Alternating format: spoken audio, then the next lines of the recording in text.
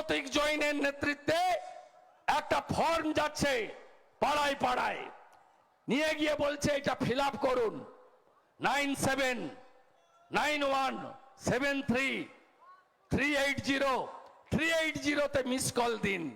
আপনার নাম রেজিস্ট্রেশন হয়ে গেল, আপনি ভোটটা জোড়া ফুলে দেবেন, আর ডিসেম্বর মাসে টাকাটা পাবেন। কত বড় চিটিংবাজ এই পিসিআর ভাইপো, কত বড় চিটিংবাজ। আপনারা প্রশ্ন করবেন গ্রামে গেলে, 4 থেকে 14 ইন্দিরা আবাস যোজনা, 25,000 টাকার বাড়ি ডক্টর মনমোহন সিং এর সরকার দিয়েছে পশ্চিমবঙ্গকে 4,644 কোটি টাকা। 14 থেকে 22-23 মার্চ অব্দি নরেন্দ্র মোদীজি আপনাদেরকে পশ্চিমবঙ্গে বাড়ি দিয়েছে কত? 40 লক্ষ। কত টাকা? 45,000 কোটি টাকা। বাড়ি পেয়েছেন? 1,25,000 বাড়ি পেয়েছেন? পেয়েছেন? পাননি? আপনারা আগে বলুন, 40 লক্ষ বাড়ি কোথায় গেল? মালদা জেলার 15টা ব্লকে আগে তালিকা প্রকাশ করুন। প্রধানমন্ত্রী বলছে, বিরোধী দলনেতা বলছে, বিজেপির এমপি এমএলএ নেতারা বলছে তালিকা প্রকাশ করুন। নিজেরা সব লুটে নিয়েছে। মালদায় বন্যার টাকা, ক্ষতিপূরণের টাকা, আজকে বলছে গাজলে আর এনায়েতপুরে সব আম নাকি ইউরোপে পাঠাচ্ছে মমতা ব্যানার্জি। আম চাষিরা আছেন তো? আম বাগানের মধ্যেই মিটিং। ইউরোপে যাচ্ছে আম, ইউরোপে যাচ্ছে। এখানে নাকি ফুড প্রসেসিং ইউনিট খুলে দিয়েছে এই চিটিংবাজ মমতা ব্যানার্জি, মিথ্যাবাদী। বিজেপি যেদিন সরকারে আসবে প্রথম মিথ্যাশ্রী পুরস্কারটা দেব এই মমতা ব্যানার্জিকে। আর কি সুন্দর প্রার্থী দিয়েছে। এ প্রার্থী তো সেকেন্ড হবে না, থার্ড হবে, থার্ডই হবে। জামানত থাকবে কিনা জানি না। আপনারা দেখেছেন গর্জন দেওয়ার নাম করে কি সভা করেছিল ভাইপো একটা ব্রিগেডে। সেদিন বলছে দক্ষিণ মালদার প্রার্থী শাহনওয়াজ অক্সফোর্ডের প্রোডাক্ট, আর হলফনামা দেখুন নো অক্সফোর্ড। মানে পিসি যেমন আগে ডক্টরেট লিখতো, বলতো জর্জিয়া ইউনিভার্সিটির, তারপরে যেই চেপে ধরেছে আর ডক্টরেট লেখে না। ভাইপো যেমন এমবিএ লিখেছিল, ধরা পড়লো ভুয়া ইউনিভার্সিটির এমবিএ লেখে না, উচ্চ মাধ্যমিক পাস বলে। ঠিক একইভাবে এখানেও এখন বলছে আমি জামিয়া মিলিয়া ইসলামিয়া ইউনিভার্সিটির স্নাতক। ধোঁয়া বেরিয়ে গেছে। এই মিথ্যাবাদী শর্ট পার্টিকে আপনাদেরকে হারাতে হবে, গোয়ারান হারাতে হবে। সংখ্যালঘুদের কাছে গিয়ে বলুন যে নরেন্দ্র মোদী বিকাশবাদকে সমর্থন করেন। যিনি বন্দে মাতরম বলেন, জাতীয় সঙ্গীত গান, তার সঙ্গে বিজেপির কোনো বিরোধ নেই। ভারত পাকিস্তান ম্যাচ হবে, পাকিস্তান জিতবে, আপনি বোম ফাটাবেন ভারতে বসে, আপনি আমার বন্ধু হতে পারেন না। ভারতে থাকতে গেলে ভারতীয়ত্ব স্বীকার করতে হবে, রাষ্ট্রবাদে বিশ্বাস করতে হবে। মোদিজির 175টা স্কিম, একটা স্কিমের নাম বলুন শুধু হিন্দুদের জন্য তিনি করেছেন? করেননি। এমনকি 500 বছরের স্বপ্ন পূরণ হয়েছে। আমাদের রাম মন্দিরের উদ্বোধন হয়েছে 22শে জানুয়ারি। সুপ্রিম কোর্টের নির্দেশ মেলে আদর্শ পুরুষ যোগী আদিত্যনাথজি অন্য সম্প্রদায়কে 5 একর জমি দিয়েছেন তাদের ধর্ম পালনের জন্য।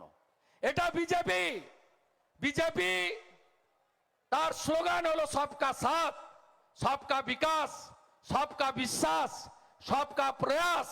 বিজেপি রাষ্ট্রবাদে বিশ্বাস করে, দেশপ্রেমে বিশ্বাস করে, ভারতীয়ত্বে বিশ্বাস করে।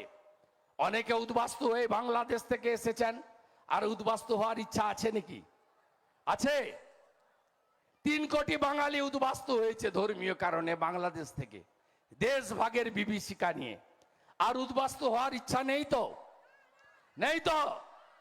তাহলে মোদিজিকে রাখতে হবে, বলতে হবে তোমায় হিদ মাজারে রাখবো, ছেড়ে দেব না। ছেড়ে দিলে সোনার গৌড় আর যে পাবো না। তাই মোদিজিকে আনতে হবে, দল বেঁধে উৎসবের মতো ভোট দিতে হবে। মোদিজির নেতৃত্বে বিকশিত ভারত আমাদের লক্ষ্য। আর এই নির্বাচনে বাংলা থেকে যদি বিপুল আসন আমরা পাই, কিছুদিনের মধ্যে, কয়েক মাসের মধ্যে বিধানসভার ভোট হবে, ডবল ইঞ্জিনের সরকার তৈরি হবে। ডবল ইঞ্জিনের সরকার তৈরি হলে প্রতি বছর স্কুল সার্ভিস কমিশনের পরীক্ষা হবে, 2 কোটি বেকারের যন্ত্রণা লাঘব হবে, মেধা অনুযায়ী নিয়োগ হবে, কেন্দ্রীয় হারে মহার্ঘ ভাতা পুলিশ থেকে সরকারি কর্মচারী শিক্ষকরা পাবেন, মায়েরা 3000 টাকা অন্নপূর্ণা ভান্ডার পাবেন, রাজস্থান সরকারের মতো 450 টাকার গ্যাস পাবেন, লোক প্রসার শিল্পী বিধবা ভাতা, বার্ধক্য ভাতা, দিব্যাঙ্গ ভাতা, তফসিলি ভাতা 1000-এর বদলে 3000 টাকা করে ভারতীয় জনতা পার্টির সরকার দেবে। ভারতীয় জনতা পার্টির সংকল্প পত্রে মোদিজি আরো 3 কোটি পাকা বাড়ি বানানোর প্রতিশ্রুতি দিয়েছেন। মোদিজি মাথা পিছু 5 কেজি করে চাল বা গম 82 কোটি জনগণকে আরো 5 বছর দেওয়ার প্রতিশ্রুতি দিয়েছেন। মোদিজি বাড়ি বাড়ি নলবাহিত পানীয় জলের সাথে গ্যাস, নলবাহিত রান্নার গ্যাস পৌঁছে দেওয়ার প্রতিশ্রুতি দিয়েছেন। তাই এই চোরা তৃণমূলকে হারাতে শুধু হবে না, জামানত জব্দ করতে হবে। প্রস্তুত তো আপনারা? তৃণমূল মানে তৃণমূল মানে তৃণমূল মানে তৃণমূল মানে চোর ধরো, চোর চোর চোর ধরো, চোর চোর চোর ধরো। অপেক্ষা করুন, আজকে কি বার? শনিবার, কালকে রবিবার। পরের সপ্তাহে এমন একটা রাজনৈতিক বিস্ফোরণ হবে, তৃণমূল সামলাতে পারবে না, সামলাতে পারবে না। অপেক্ষা করে থাকুন, দায়িত্ব নিয়ে বলে যাচ্ছে বিরোধী দলনেতা, সমঝদার কা ইশারাই কাফি হয়। দেখতে থাকুন পিসিআর ভাইপোর দমটা কি করে ঢিলা হচ্ছে, দেখতে থাকুন। সামলাতে পারবে না, এদের উৎখাত করতে হবে। মায়েরা, মাঝরাতে পিঠা তৈরি বন্ধ করবেন তো? আপনার ইজ্জত আগে, আপনার সম্ভ্রম আগে, আপনার সম্মান আগে। আপনি শক্তি স্বরূপা, আপনি দেবী শক্তি। আমরা ভারত পিতা বলি না, আমরা ভারত মাতা বলি। সন্দেশখালীতে যা হয়েছে ঠিক হয়েছে, হ্যাঁ কি না বলুন? 10 বছর ধরে মেয়েগুলোর উপরে যে অত্যাচার করেছে, এর বদলা, মধুর বদলা, প্রতিশোধ 7 তারিখে এই বিএমএ নেবেন, হ্যাঁ কি না বলুন? বলুন আপনারা, হ্যাঁ কি না নেবেন? তো আমার মায়ের যারা ইজ্জত সম্ভ্রম লুট করেছে, তাদেরকে আমরা ছাড়বো না। তাই উৎসবের মতো ভোট করবেন, সবাই মিলে ভোট করবেন, উন্নয়নের পক্ষে ভোট করবেন। আর তৃণমূলের লোকসভা ভোটে কি? মোট আসন 543, তৃণমূল লড়ছে 45, প্রধানমন্ত্রী হতে লাগবে 272। পুকুরে যেদিন ইলিশ মাছ হবে, সেদিন তৃণমূল দিল্লি যাবে। তার আগে কোনো সুযোগ নাই। গরুর গাড়িতে হেডলাইট লাগে, স্যান্ডো গেঞ্জির বুক পকেট লাগে। তাই তৃণমূলের দিল্লিতে কিছু নাই। তোমার দেখা নাই রে, তোমার দেখা নাই। 5টাও জিতবে কিনা ঠিক নাই। বড় বড় কথা, হেলিকপ্টার ঘুরছে, পিসিমণি সঙ্গে ভাইপোমণি, লোক নাই জন নাই, ইন্দ্রনীলকে দিয়ে গান গাওয়াচ্ছে। বলছে আলাদা জাতীয় সঙ্গীত, বাংলার আবার জাতীয় সঙ্গীত। খুব কষ্ট দিদিমণির। পিসিমণি কাল ঘুমায়নি, কেন্দ্রীয় পুলিশ টাইট দিয়ে দিয়েছে। 288 কোম্পানি ছিল, সেকেন্ড ফেজে 400 কোম্পানি আসছে। 29টা কিউআরটি ছিল, সেকেন্ড ফেজে 400 কোম্পানি, 200টা কিউআরটি হচ্ছে, কুইক রেসপন্স টিম। রাজ্য পুলিশ কিচ্ছু করতে পারবে না। এই বেটা প্রদীপ যাদব, খুব সাবধান থাকুন। এই লড়াইটা মালদায় আমি দুপুর থেকে আছি সন্ধে অবধি। পুরো পুলিশের সঙ্গে বিজেপির লড়াই, তৃণমূল নেই। আর গুন্ডামি করতে দেব না, শুনে রাখুন। কালিয়াচক লুট। জয় শ্রীরাম। সমবেত রাষ্ট্রবাদী দেশপ্রেমিক ভদ্রমণ্ডলী, প্রবল দাবদাহ উপেক্ষা করে আপনারা 1টা-1:30 থেকে এখানে সভাতে এসেছেন এবং এই সভা মূলত রতুয়া বিধানসভা কেন্দ্র এবং পার্শ্ববর্তী আমাদের হরিশ্চন্দ্রপুর বিধানসভার কয়েকটি অঞ্চলের কর্মী সমর্থকদেরকে ডাকা হয়েছে। এই তীব্র দাবদাহের মধ্যে আপনারা এখানে উপবিষ্ট হওয়ার জন্য আমরা ভারতীয় জনতা পার্টির পক্ষ থেকে আন্তরিক কৃতজ্ঞতা, অভিনন্দন, শ্রদ্ধা, শুভেচ্ছা, নমস্কার, জোহার জানাই। আপনারা ইতিমধ্যে আমাদের প্রার্থী সহ নেতৃত্বের কথা শুনেছেন। আমি আপনাদের কাছে ভারতবর্ষের গণতন্ত্রের এই মহোৎসব, সেই উৎসবের প্রাক্কালে কিছু কথা নিবেদন করতে চাই। ইতিমধ্যে 102টো লোকসভা কেন্দ্রে গতকাল ভোট হয়ে গেছে।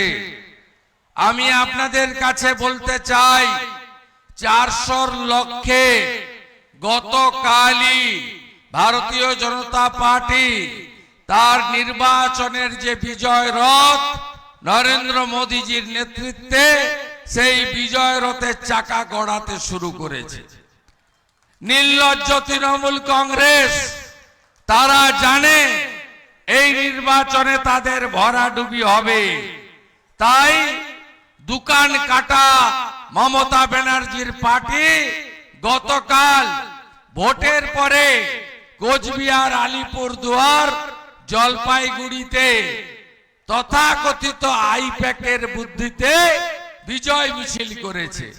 আপনাদের আমি বলে রাখি, গতবারে যে ভোটে এই 3টি আসন আমরা পেয়েছিলাম, তার থেকে দ্বিগুণের বেশি ভোটে এই 3টে আসনে ভারতীয় জনতা পার্টি জিতে গেছে মানুষের আশীর্বাদে।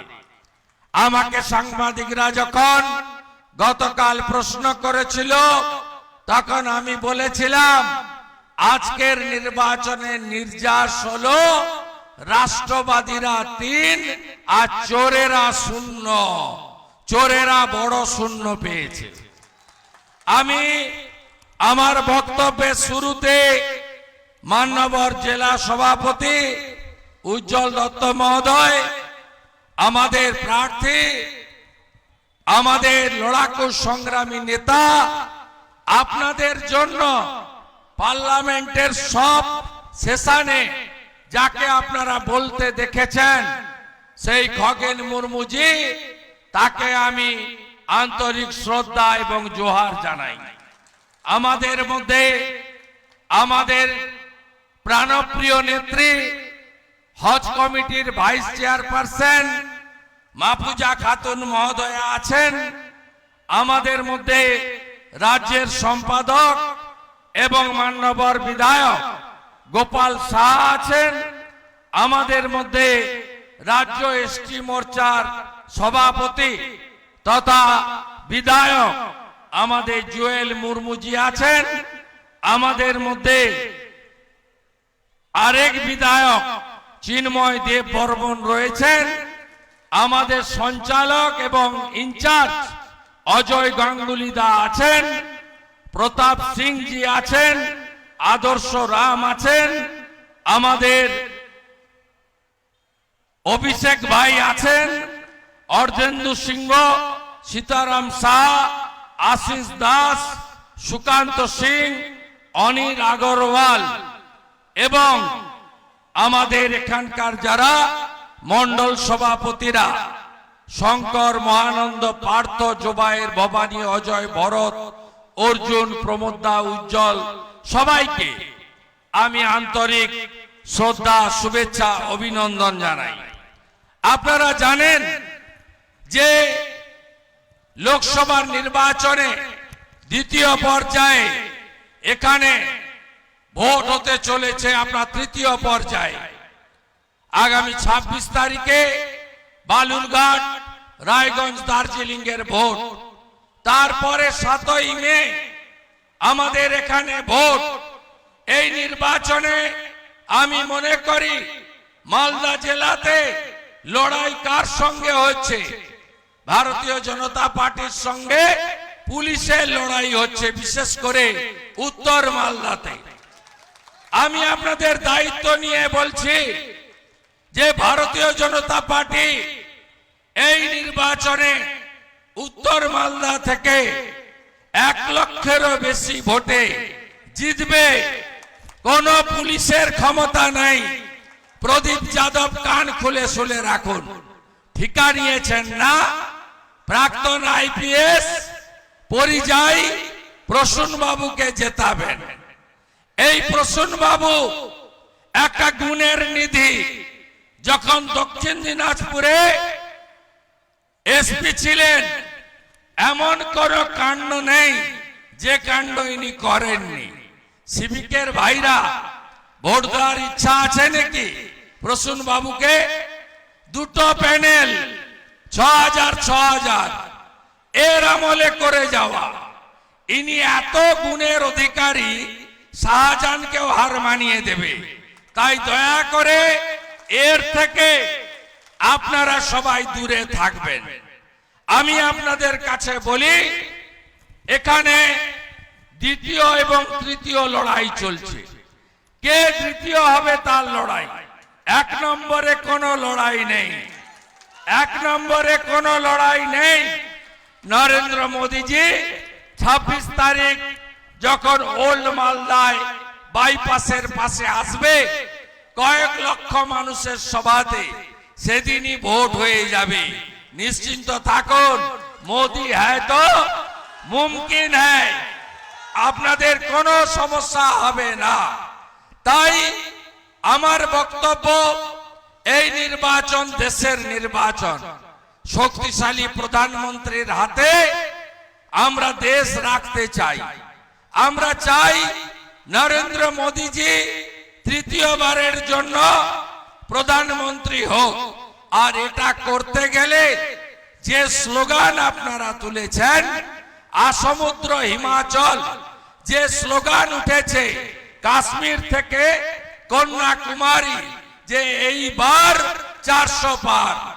এইবার এইবার এইবার এইবার এইবার 400 যদি পার করাতে হয় উত্তর মালদা বিজেপিকে দিতে হবে কেন বিজেপিকে দেবেন তার কারণ হলো নরেন্দ্র মোদীজি তার 175টা গরিব কল্যাণে জনকল্যাণে যে স্কিম এনেছেন এই স্কিম তিনি দেশের মানুষের জন্য দিয়েছেন নরেন্দ্র মোদীজি উজালার গ্যাস প্রধানমন্ত্রী কিষাণ সম্মান নিধি প্রধানমন্ত্রী অন্ন সুরক্ষা যোজনা প্রধানমন্ত্রী আবাস যোজনা স্বচ্ছ ভারতে ইজ্জত ঘর শৌচালয় নির্মাণ এবং কোভিডের সময় বিনামূল্যে ভ্যাকসিন বিতরণ সহ আজকে দেশের 82 কোটি মানুষ 5 কেজি করে মাথা পিছু বিনামূল্যে রেশন পাচ্ছেন এটা নরেন্দ্র মোদীজির নেতৃত্বে আমার সংখ্যালঘু ভাই বোনেরা এই বিধানসভা কেন্দ্র সংখ্যালঘু অধ্যুষিত এই বিধানসভা কেন্দ্রের সংখ্যালঘুদেরকে আমি বলবো যে মমতা ব্যানার্জি আপনাদের কাছ থেকে 21-এ ভোট নিয়েছে 21 সালে বলেছিল সিএএ আসছে আপনাদের নাকি নাগরিকত্ব চলে যাবে 1 মাসের বেশি হয়ে গেছে 1.5 মাস প্রায় সিএএ কার্যকর হয়েছে কার কার নাগরিকত্ব গেছে বলুন একজনেরও গেছে না যায়নি এই সিএএ মানে বাংলাদেশ থেকে যারা ধর্মীয় কারণে উৎপীড়িত হয়ে পালিয়ে আসতে বাধ্য হয়েছেন তাদেরকে নাগরিকত্ব দেওয়ার আইন, কারোর নাগরিকত্ব কাড়ার আইন নয়। মমতা ব্যানার্জি একটু আগে গাজলে সভা করেছেন, সেখানে তিনি যত রকমের মিথ্যা কথা এনায়েতপুরে বলছেন। শুভেন্দু অধিকারী জিন্দাবাদ, জনতা